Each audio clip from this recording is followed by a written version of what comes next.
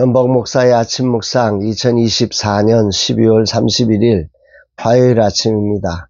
오늘은 누가복음 4장 14절로 21절 말씀을 통해서 절망의 현실에 오신 예수님, 이런 제목으로 말씀 묵상의 은혜를 나누겠습니다.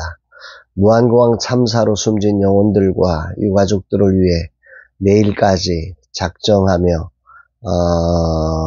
조문하는 마음으로 기도하는 시간을 갖습니다. 모든 것을 누군가의 책임으로 몰아가 자신의 자리를 유리하게 하려는 이 시대의 얄팍함을 넘어서 하나님 아버지의 마음으로 아픔을 당한 이들을 향하기를 소망해 봅니다. 오늘은 2024년 마지막 날입니다. 한 해를 마감할 힘을 주신 하나님께 감사와 영광을 돌립니다.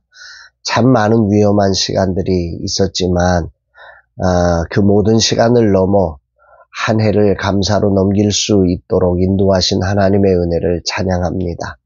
이날 주님 어떤 말씀을 주실까? 본문에는 예수님의 출사표와 같은 말씀을 찾아 회당에서 선포하시는 말씀이 기록되고 있습니다.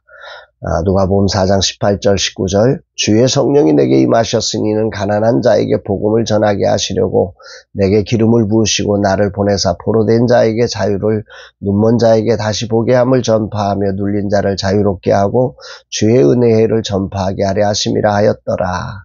본문 14절에서 예수님께서 성령의 능력으로 사역을 시작하셨다 기록하고 있고, 오늘 18절은 이사야의 예언을 통해서 주의 성령이 내게 임하셨으니 라고 선언을 하고 있습니다.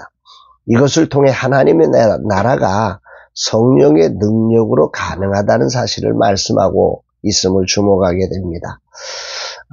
이사야 예언의 핵심은 오늘 본문에 보면 가난한 자, 포로된 자, 눈먼 자, 눌린 자로 표현된, 이것은 단순히 어떤 육적인 부분만을 표현하는 건 아니고 영적, 육적, 전인적으로 모든 삶의 자리에 억압받고 소외된 모든 사람에게 자유와 소망과 회복을 복음을 통해 전하려고 예수 그리스도가 오셨다. 성령의 기름 부으심 속에 오셨다. 이렇게 표현하고 있는 것이죠.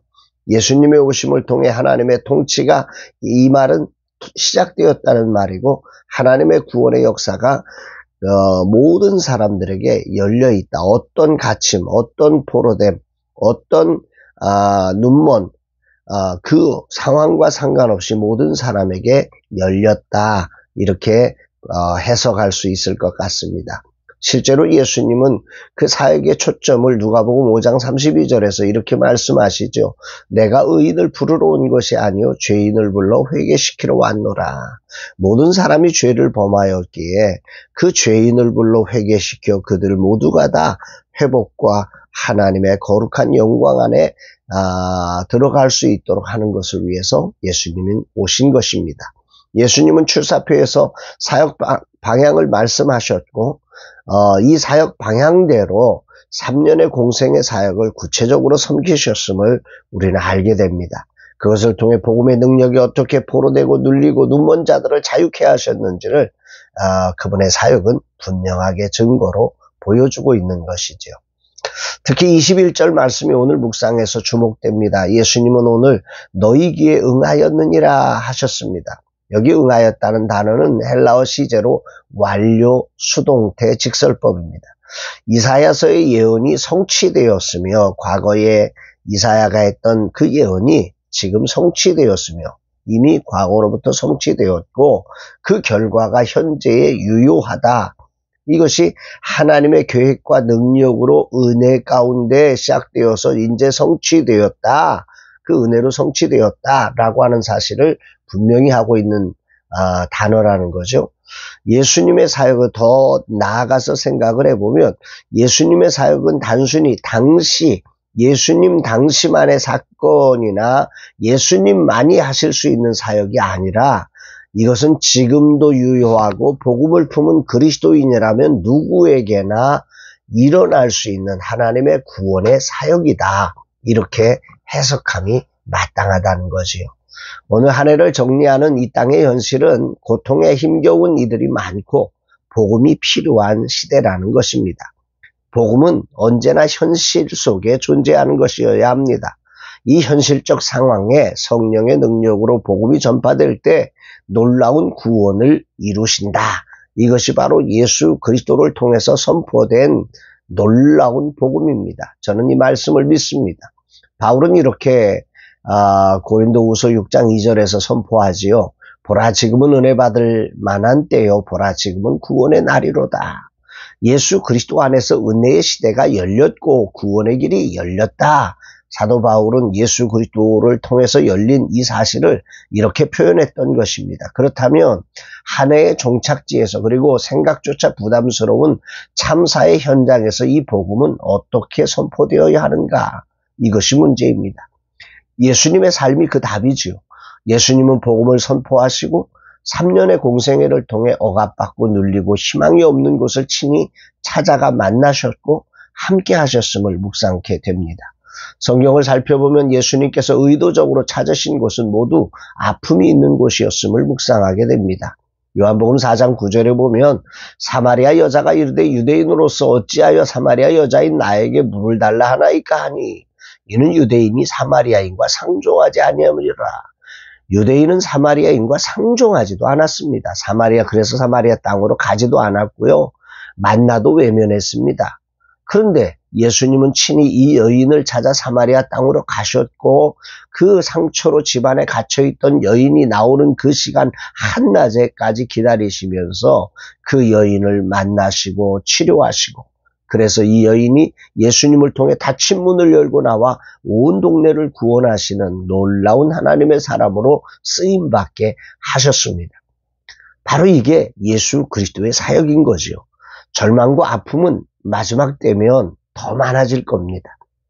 마태복음 24장 7절은 이렇게 말씀하죠. 민족이 민족을 나라가 나라를 대적하여 일어나겠고 처처의 기근과 지진이 있으리니. 이런 현실은 앞으로 시대가 발전하면 없어지는 게 아니라 성경적 예언에 의하면 더 많아질 것입니다. 이 절망과 아픔이 없는 시대는 없을 것입니다. 그러므로 성령의 능력으로 무장된 그리스도인이 복음을 더 적극적으로 전해야 하는 사명이 있는 거죠. 송구영신하는 날 송구영신 예배로 내가 복받고 내 죄를 사하는 내 안에 갇힌 그리스도인이 되면 안 될 것 같습니다. 우리가 가진 이 복음의 능력이 희망 없는 이들에게 희망이 되도록 이들을 찾고 사랑으로 섬기며 함께하는 그리스도인으로 거듭나는 시간이 되어지고 실천하는 시간이 되어야 할 것입니다. 돌아보면 그동안 저는 예수님의 삶과 많이 달랐다는 사실을 자백하게 됩니다. 찾아가지 못하고 생각과 말로만 멈춘 복음이었습니다. 세상을 향한 거룩한 빛으로 희망이 되도록 성령의 능력으로 무장되고 찾아가는 구체적 행동이 따르는 새해가 되기를 간절히 소망하게 됩니다. 주님, 이 하루의 삶이 한 해를 정리하는데 바쁜 시간이 아니라 희망을 잃은 이들에게 희망을 전하는 하루가 되게 하옵소서. 특히 성령의 능력으로 기름 부으사 이 사명의 자리가 은혜와 구원이 있게 하옵소서. 오늘의 절망에서 희망으로 일어서는 날로 복음의 능력이 나타나게 하옵소서. 절망과 아픔의 현장이 희망이 되도록 사랑으로 예수님처럼 함께하는 자로 서게 하소서. 기도의 자리로 또 위로의 자리로 함께하는 자가 되게 하옵소서 고백하게 됩니다. 사랑하는 여러분들은 오늘 송구영신하는 귀한 시간 어떤 생각을 갖고 계십니까? 오늘 이 송구영신하는 시간 정말 이 복음이 상처받고 고통하는 이들에게 필요하다는 사실을 믿으시나요? 오늘 이 정말 성령의 능력으로 무장된 그리스도인들이 이 복음을 들고 상처가 있는 곳에 달려가서 그들과 함께하며 예수님처럼 그들에게 이 복음의 능력으로 저들의 눈을 뜨게 하고 저들의 갇힘을 풀어주고 저들의 눈먼 것을 열어주며 정말 진정한 그리스도의 자유와 희망과 소망을 회복시켜가는 이런 멋진 주님의 거룩한 대리자의 삶 사는 저와 여러분들이 되시기를 주의 이름으로 축복합니다. 사랑합니다, 여러분.